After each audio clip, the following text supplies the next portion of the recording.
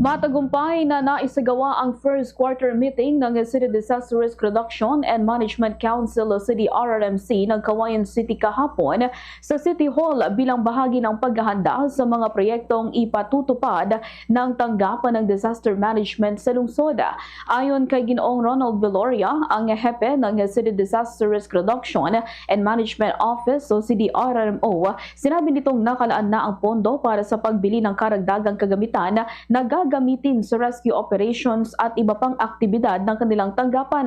Anya kabilang sa mga planong bilhin ng kanilang opisina ang mga drone na magagamit sa pagsasagawa ng rescue mission lalo na tuwing may kalamidad. Ipinaliwanag ng opisyal na malaking tulong ang naturang kagamitan sa pagtukoy ng mga aktwal na sitwasyon sa mga apektadong lugar, partikular kapag may pagbaha.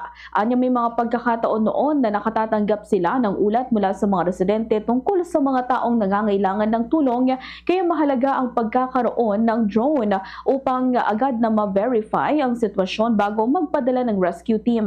Bukod dito, inihahanda rin ng kanilang tanggapan ang pagdating ng dalawang bagong modernized na ambulansya na magagamit sa mga emergency response.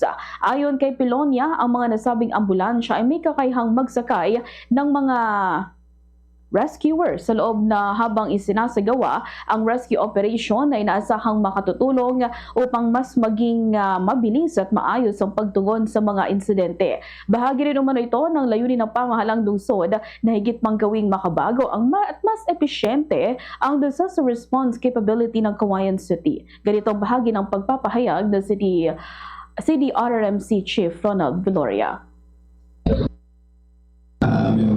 May project patungkol po sa ating CCTVs.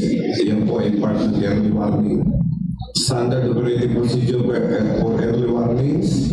Maintenance din po ng ating mga early warnings dahil yan po yung pinapatutukan ngayon yung early warnings na maaga nating malaman na mangyayari.